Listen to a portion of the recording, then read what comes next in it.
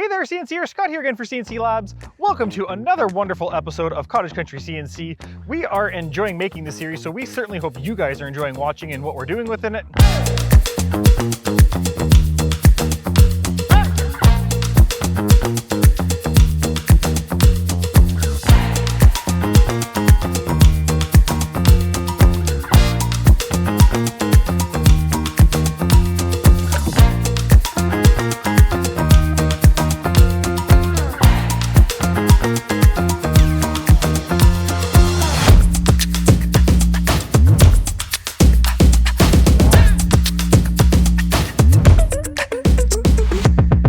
For this particular episode, we thought, what could be more cottage country than fishing? We haven't touched on it yet, so we are going to use our very own lakeside long mill to create our own custom fishing lures. We're going to build on the coaster project idea of using your long mill as an employee or to create volume within your projects, and I'm going to show you how you can have more than one 3D model within your VCarve file. So let's make sure you're liked and subscribed and linked and dinged and all the things and all the goodness, and let's get moving with this tutorial.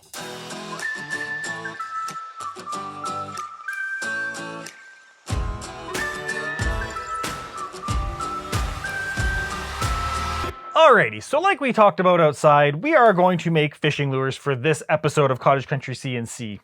At the time of filming, these are not completely completed, but they are well on their way. And I mean, I gotta be honest, for a first and kind of second attempt at doing this, they're looking pretty good. I mean, the eyeballs look good, the shape is pretty good. The lips are, you know, basic, but they're going to serve their purpose. I'll probably shoot some nicer B-roll than me just flapping those things in front of my face. For me, fishing lures hold, I mean, obviously you guys know that I love being up north. You know that I love fishing and the outdoors. And it's really funny because I don't know if people are going to believe it or not, but this is stuff that I've been doing since I was as old as, you know, my kids, quite honestly, like a young guy. And I mean, I found these and I knew I had them. I just had to find them. I'll again take some nicer B-roll, but these are lures I made when I was like 8 or 9 or 10 years old, and I never finished them, but they've been kicking around for years, sitting in my tackle box. And so when it came time to doing fishing lures, I said, you know what, this is not just my job, but this is a passion for me. So I hope that comes across. I hope you guys are enjoying what I'm putting out there and what we're doing for you and what we're doing together. So yeah, I mean, we're going to dive right into the tutorial side of things. And again, those two things that I really wanted to hit on were the volume side of things and using your machine to create volume. And the second part was having more than one model, 3D model within VCarve. If you're not familiar, within VCarve, you are only allowed to import one 3D model at a time. If you try and do another one, it will say, too bad, so sad. If you're rocking a Spire, it will allow you to do more than one at a time. And that's another tutorial. We're not dealing with the Spire, we're dealing with VCarve. Having said that, there are obviously workarounds to everything. Instead of importing, you could use 3D software. You could get a 3D model and you could just clone a whole bunch of them and, you know, make it to your document size and just import that. And that would be one 3D model. It doesn't give you necessarily quite as much freedom as the way I want to show you. So that's kind of why we wanted to dive into this. So first things first, we are going to talk about flipping on the correct axis, because ask me why this side looks so nice and why this side has a drive-through window. And I will tell you it's because I flipped my material the wrong way. And I flipped my material the wrong way because I was not observant and paying attention. So we're going to talk about this fairly quickly. Boom, you go into your document setup. Obviously, the idea of creating multiples is great. So you get your material size. You're gonna obviously have some idea of the size and scale of the lure that you wanna make. So you're gonna punch in your settings. You're gonna deal with your Z0 position and all of this stuff. This is all personal preference. We've talked about it in the basics for beginners. But I missed my flip direction between sides, and I'm not sure how I did because I always use the same flip way, but somehow I wasn't paying attention. Well, if you recall in the guitar series, link, I was pretty explicit about putting index holes in weird places so that you can't flip in the wrong orientation. Well, my original version of this, I only had an index hole in the bottom left and the top right. Well, if you do the math, you could flip that this way or this way, and it'll still fit. So when I did it the wrong orientation and I flipped it, I ended up, you know, putting a little window in it. So I've filled that with epoxy and I'm going to attempt to salvage it. That's why there's a great big note in my file here to flip on the correct axis, because I did this, not this, and I chewed some holes up. Now, one way you can also not dummy proof it, because I'm sure I can still find a way to mess it up, is just add another weird index hole location, right? So you can put it right there so that it can only flip one way. Get out of my settings. You can only flip it one way if you put a weird one, right? So you could throw it wherever. Your 3D model is not going to get in the way, but so that you can't replicate the flip and the index holes, you'll flip it and you'll be like, wait, why won't the index holes fit? Oh, because I flipped the wrong way. So that's the first part of the thing to pay attention for. 2, when we get into doing our 3D model, obviously I've got some layers going on here. So I've got my 3D tabs. I'll just turn those off for now. I'll turn on this guy and you're gonna see why. So as usual, we're gonna import our 3D model. It's gonna be from wherever your file is, blah, blah, blah, blah, blah. It's gonna fire in your model, typically centered right in the middle of your document, right? Because that's where you're gonna tell it to go. You're going to want to go over into your setup and make sure that you are centered on your model position in the material is centered, roughly thereabouts. It doesn't have to be centered. That's just my personal preference in case there's defects on either side of the wood. All of the other settings should be good to go. This is not rocket science. This is just kind of not a cheatsy workaround, but a cheatsy workaround. You can select your 3D model, right? And if you double click on it, you can move it wherever you want. Cool. VCarve will allow you to have one 3D model within your file, but it will allow you to have multiple copies of that 3D model within your file. So the cool part is if you copy and paste, you can move and you can have more than one copy. Now, if you do copy and paste, it will only do it on one side. So you have to keep that in mind, right? So I'm going to delete that guy. Here is my super quick and, fun way to do this. You can copy and you can paste, Control-C, Control-V, and now you've got 2 copies right on top of each other. The easiest way to do it so that it's easy to replicate on the front and back side is to go to your move or your transform, click on it, and you can go to absolute if you want to and type in an actual dimension. I want to go relative, so that's going to give me basically 0 in the middle, and you can go to absolute and change this if you wanted to, the way I did it, relative. And I'm just going to say from this relative position, I want to move you over this way. And I'm going to grab the second one and move you over that way. In my particular case, I need it to be -2 1/4. I now select my other one and I move it +2 1/4. Boom, shakalaka. We have one 3D model, 2 copies, same file. The cool part about using your move selection and your relative and all that stuff is now you can just go whoop, flip it over. You're going to select your backside. Copy, paste, Control-C, Control-V, and I'm going to do the exact same thing. It doesn't matter which one you select. I'm going to go -2 1/4, +2 1/4. That's how simple it is. Again, it's kind of like my VCarve, my VBit, profile weirdness. Is it the way you're supposed to use it? Maybe not, but does it work? Absolutely, and I'm okay with that. So, other than that, I have my index holes taken care of. They are just normal profile toolpaths, so you can grab them. Whoop, that's my guide. Get out of here. I don't care about that for now. We'll deal with it later.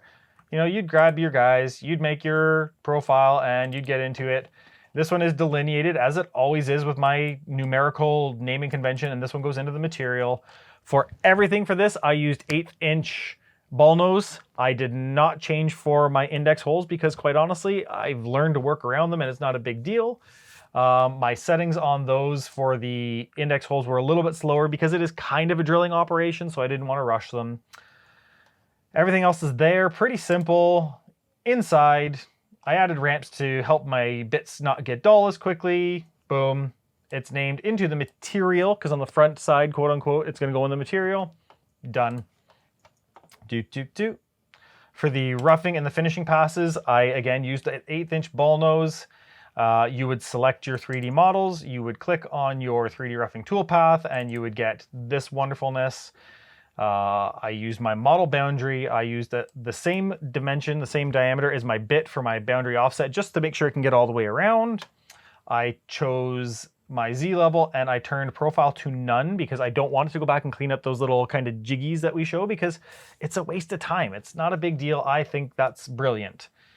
We're gonna ramp our plunge moves And we are again going to name things in our order so that 1s are front, 2s are backs. Name it however you want. That's how I work. The only other thing that we're going to just quickly dive into is I did add some 3D tabs into this because who wants to take the chance and stuff breaking off? And again, like I talked about in previous tutorials, my 3D tabs, I have changed their combine mode to add. That just means that it's going to include it as a part of the 3D model, and it will cut out basically, zoop, and it'll leave them in there, and it will not actually slice them entirely out so that you don't have to create that goofy profile toolpath like I did in other tutorials. Link. Maybe we're not going to link to that one. That's about it. So finish pass. Did I look at the roughing? Sorry. Yeah, that's my roughing. Okay, so I did use identical. This was the same settings that I used for my roughing and my finishing. It whizzed through it. It had no issue. The trial versions were pine. The not so trial versions were balsa. I wanted the wood to be as buoyant as possible, and if you listen, I added different numbers of weights because I want some to go deeper and some to not go as deep. So that's different wood material. That's all fun and experimentation. The backside was identical with the exception that the into waste board, so your index holes that are on the quote unquote, I say backside, but it's actually into your waste board. You have to run that as a separate pass because you can't, well, I mean, you can go through your material, but I typically don't. So same settings though, same speed, same feeds, same everything. On the front side, because they are all going into the front of the material, I was able to save them as one toolpath, visible toolpaths to 1. They're all 1/8 inch ball noses. I hit save and I went into my, wrong button. Oh, we got to get back in there. I went to my G code, and again, I named it A, B, and C so that index, rough, and finish, I would remember that it was all 3 on the front side. I forgot to delete these, so they're in there as I was messing around. On the back side, it's the only difference is you save your first toolpath into the wasteboard individually, and then you can save obviously your rough and your finishes to 1. That's about it for the 3D model. It was nothing too crazy. It's just about that idea of using one model multiple times within the same file. So whatever your file, your wood dimension size is, you could make 30 of these all at once, and that would be awesome because think of how much time you would save. The same thing goes for the little Lippy. Right? Ba-ding. Can we focus? We're gonna have to get some nicer B-roll of these. I'll do that after they're done.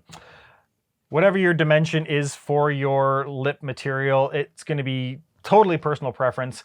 My oldest kid over there fishing was nice enough to point out when he saw me working so hard on these and he thought they were wonderful. He said, "Dad, do you know that not all lips are the same?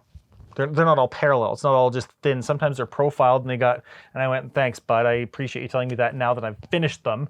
But some lips are just basic, and these are just basic ones. So all we did was measure the little mouthy opening here so I could get it as wide as I wanted.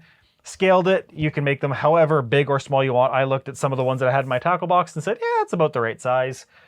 Again, this is no different than the guitar stuff as far as I'm concerned. This is like fun. This is experiment. This is try because you just don't know. Maybe you've come up with the next greatest fishing lure. They are really simple. You create your shape. You set up your document dimensions to whatever it is. There you go. Mine's 0.18. Because I was being efficient and not changing my bit between carving, I did use the same 1/8 inch ball nose. I had to cut a little bit deeper because that ball nose leaves a weird lip on it if you don't go a little bit further. So that's why it's a little bit deeper than my material. My settings were slowed down. We learned that from the guitar pick guard that you got to go a little lower, a little slower on that. Otherwise it can melt it and make it weird. So they're slowed down a little bit. These carved like wonderfully. I went on the outside. I did not add any tabs to the lips because I had them CA glued and taped to my wasteboard, so there was no issue there for tabs. I added ramps, and again, it's named lip, and if you look at when I saved it, I actually manually went in and I did rename it with lip just because I didn't want it hiding up in here.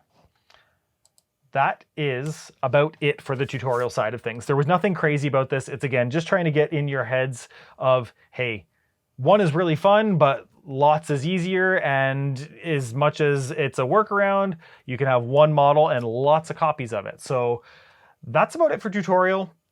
I took a fair amount of footage of me sanding and epoxying and painting and all the things. There's a lot left to be desired. There was a ton to learn. We'll throw some voiceover into that, and we are going to, that's it. I mean, again, we're trying to keep them shorter, we're trying to keep them sweet, we're trying to keep them fun, but still informative and hitting all those details. So we're going to flip over to the carving side of things, and after that, we'll get into the finishing side, and we'll finish with maybe a fishing competition with, 3 lures, 3 people, and who can catch the first fish, because I don't even know if I'm going to catch anything, which I'm bound to lose, but let's go carve.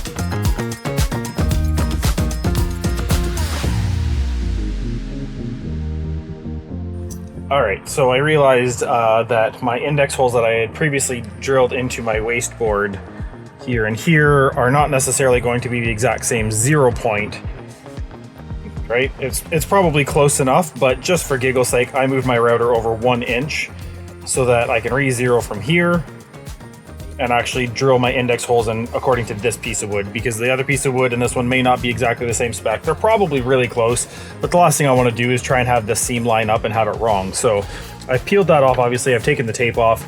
This is now at my moved over 1 inch new 0. I'm going to run my index holes into my wasteboard file, and that's what we're doing right now.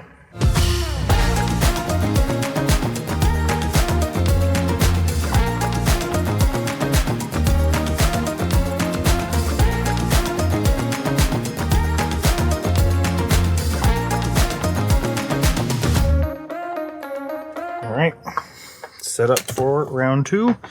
Because my XY is here, I don't actually have to find a new 0 because we're not using a different router bit. If you did a router switch or a bit switch, you'd have to get your auto 0 back out or your touch plate back out, find your new Z. But because we're using the same piece of wood, same bit, obviously we're using the same piece of wood. Because we're not changing bits, we don't need to refine 0. We can just go back to our 0, 0, and we can hit carve and we're good to go.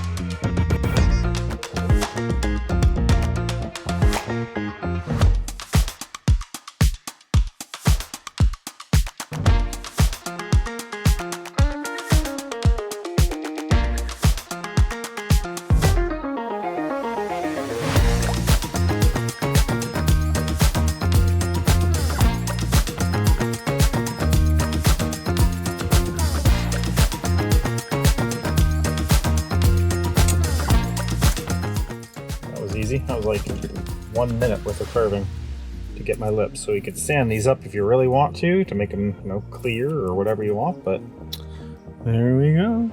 Doo-doo-doo. I know from previous experience that the mouth on this, so this guy here needs to be opened up just a little. Where we go? This guy here needs to be opened up just a little bit more to actually fit that in there. So I'll bust out a file and we'll make everything fit together nice.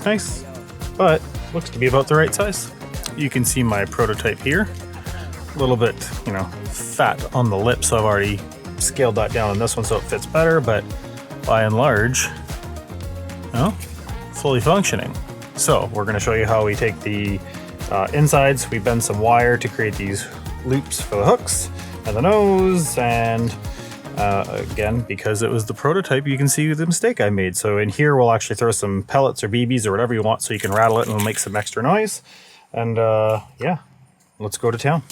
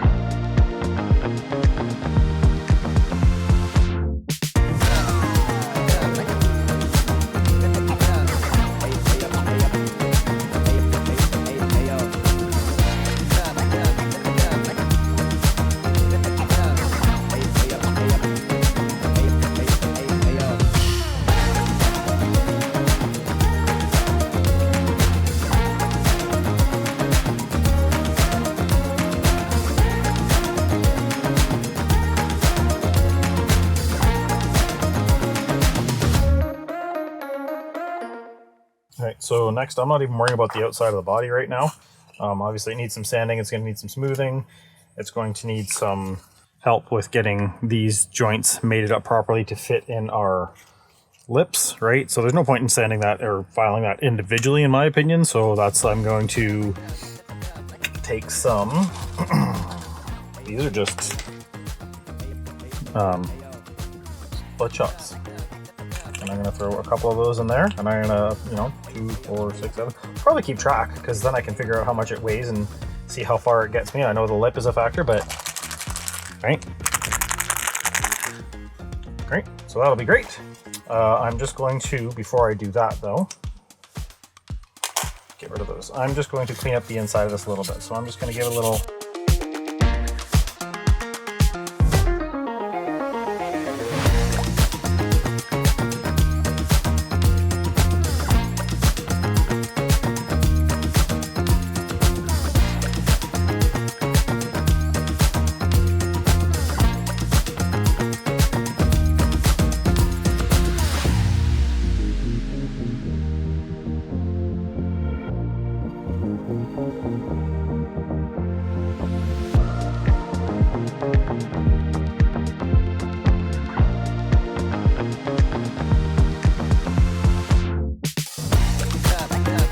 So we found out that there was nowhere near enough weights in these lures to actually sink them down and make them perform the way we expected them to. So if you're making your own, either do some calculations if you can, or be prepared to do some experimentation until you get it really dialed in.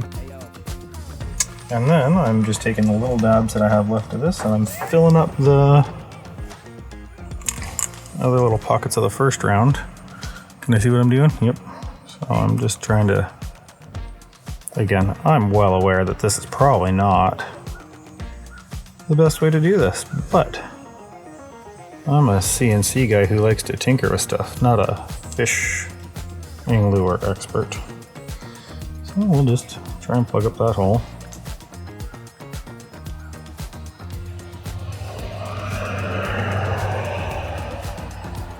Again, maybe I should have sanded first. I'm just thinking the more epoxy I get in there, the more waterproof it is.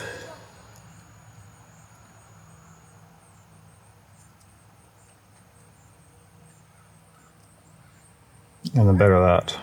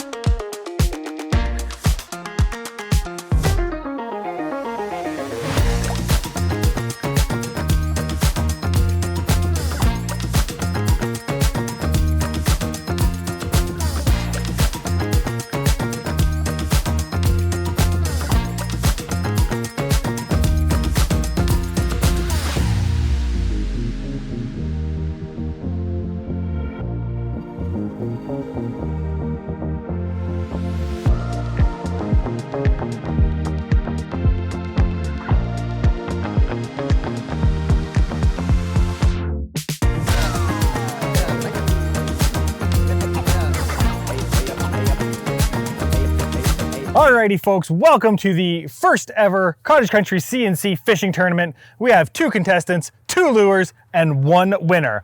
Let's meet the contestants. At Neighbor Jim's dock at 6'2", 13 pounds 6 ounces, we have Ryder the Beauty Sari. He's rocking the Bruiser fishing rod. It's a full 9 feet long. And on the home dock at 3'11", 72 pounds, we've got Tayan Sideshow Bob Sari. He's rocking the 2-foot ice fishing rod and he's ready to rock and roll.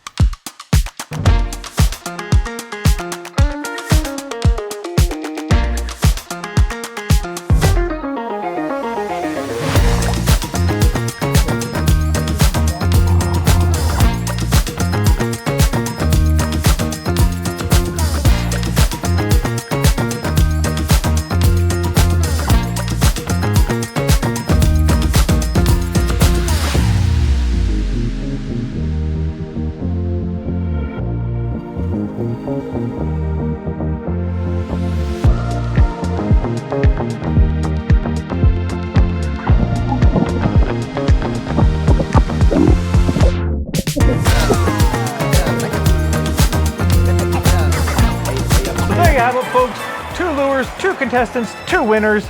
This project was a ton of fun to work on. I can see myself making all kinds of different lures and maybe even getting the kids involved and making some others to see, what we can make and catch out of our lake here. So, as always, we hope you found it helpful and handy, and we hope you're liked and linked and dinged and all the things.